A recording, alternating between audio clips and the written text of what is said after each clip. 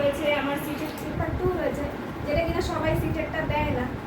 তো যে কোনো পরীক্ষা আমার মনে হয় যে আমি এখন যেটা করছি সেটা কিভাবে কাজে লাগাবো, যে আমি বিএড করছি, বিএডটা আমার কোথায় কোথায় কাজে লাগবে এটা আমাদের একটু জানাটা দরকার।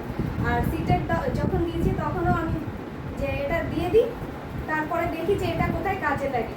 তো পরে যখন আমি মোবাইলে ঘাঁটলাম তখন বুঝলাম যে আমি দিল্লির যে স্কুলগুলো আছে সেইগুলোতে দিতে পারবো, তারপর বিভিন্ন প্রাইভেট স্কুলগুলো সেখানে দিতে পারবো এক্সামে। তো এইভাবে করেছি। তারপরে দাদা তো ছিলই, আমার এসএসটি যেহেতু, এসএসটির মধ্যে আমার বিভিন্ন সাবজেক্টগুলো ছিল, যেমন history, economics, pol science, geography.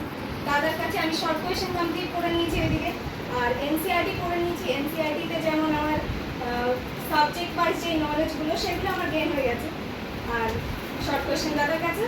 আর ওইদিকে আবার আমার জেনারেল পেপার ছিল, জেনারেল পেপারগুলো কী ছিল, কম্পিউটার ছিল, জিকে ছিল, যেগুলো দাদার কাছে আমি মেনলি কমপ্লিট করে নিয়েছি। আর কম্পিউটার যেটা ছিল, দাদাকে যখন তখন আমি ফোন করেছি, দাদা কম্পিউটারে কিছু নোটস দাও, যে কম্পিউটার কোথায় পাবো, জিকে এটা কোথায় পাবো, ওটা কোথায় পাবো।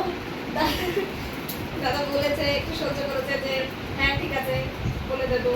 তারপরে দাদাকে সিলেবাসটা পাঠিয়েছি, এই দেখো আমার এইগুলো আছে, তুমি আমাকে একটু গুছিয়ে দাও, কী করে পড়বো একটু বলে দাও। বলছে ঠিক আছে, তাহলে সাবজেক্ট পেপারটা তুমি একটু দেখো, জেনারেল পেপারটা আমি দেখি। সাবজেক্ট পেপার আমি কোথাও পড়িনি, আমি সাবজেক্ট হ্যাঁ এনসিআরটির বইগুলো ফলো করেছি। আর এসএসসির জন্য আমি পড়তে গিয়েছিলাম, কিন্তু পরবর্তীতে দেখলাম এসএসসির কোনো ইয়ে নেই, তো তারপর আমি ছেড়ে দিয়েছি। কিন্তু সেই দাদার কাছে আমি পড়েছি এসএসসির জন্য, এমন না যে দাদা আমি পড়িনি। পোস্টিং এখন আছে ত্রিপুরাতে, ত্রিপুরার সাউথ ত্রিপুরা রূপাইচারিতে। আর সেই ইনফরমেশন কিন্তু সবাই বলে দাও, তাহলে ওটা আগ্রহ হতে হবে। স্যালারি স্ট্রাকচারটা বলে দাও, স্যালারি স্ট্রাকচার কি করতে পারবে। আমি বলবো যে দাদার উপর ভরসা রাখো, আর তার থেকেও বড় কথা যে নিজে কোন দিকে যেতে চাইছো সেইটা একটু ফোকাস করো, যে আমি এখন কি পড়ছি, কোনটা আমার ভালো লাগে সেই জিনিসটা অন্তত করি। আর আমি যেই পরীক্ষাটা দিচ্ছি সেটার সিলেবাস, অন্তত সেটার যে পরীক্ষার প্যাটার্ন, সেটা যেন নিজের মাথার মধ্যে একদম ম্যাপের মতো থাকে, যে আমাকে এইটা স্টেপগুলো এই করে করতে হবে। মানে স্টেপ জাম্প করলে আর হবে না, স্টেপগুলো একটু ফলো করো। তারপর দাদা তো আছে হেল্প করার জন্য, আর মেইনলি নিজেকে একটু প্রিপারেশনটা ঠিকঠাক করে নিতে হবে। আর তোমাদের কারো কিছু জিজ্ঞেস করা আছে দিদিকে, যদি কারো কোনো কোশ্চেন থাকে জিজ্ঞেস করতে পারবে, আগ্রহ বাড়বে, বাইরে গিয়ে পড়াশোনা আগ্রহ বাড়বে না। কত ঘন্টা পড়তে তুমি? এমন কিছু না যে আমি অনেক ঘন্টা পড়তাম বা অনেক কিছু পড়তাম, আমার মেইনলি ছিল সিলেবাস জানি, আর আমার কাছে বই আছে না, তো কনফিডেন্স তৈরি হয়ে গেছে। একটা দিনে আমি যখন তখন করে দিতাম যে আমার এখন সকালে টাইম আছে তো সকালে পড়ে নিলাম, বা দুপুরে টাইম আছে তো দুপুরে পড়ে নিলাম। এমন না যে আমি রাতে পড়বো মানে রাতেই পড়বো, আর হ্যাঁ যখন ইচ্ছে হতো তখন। আর কত ঘন্টা, ওইভাবে ঘন্টা হিসেব করে পড়া যায় নাকি, ওরকম মুড হবে যখন ভালো লাগে তখন। আর কারো কিছু জিজ্ঞেস করা সব ধরনের ডিস্ট্রাকশন থেকে নিজেকে কিভাবে দূরে রাখা। ভালো কোশ্চেন বলেছেন যে হ্যাঁ অবশ্যই করতে মানে বাধা আসে, ফোকাস এদিকে হয়ে যায় ওদিকে হয়ে যায়, তুমি কি ফোকাসটা ধরে রেখেছো?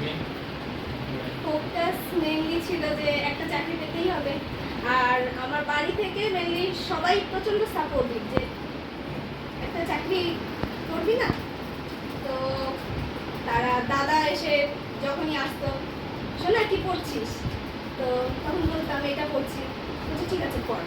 মানে এইটুকু সাপোর্ট দরকার ছিল যে ফ্যামিলি থেকে, যে অন্তত যে তারা বলবে যে ঠিক আছে যা পড়ছিস পড়, এইটুকু।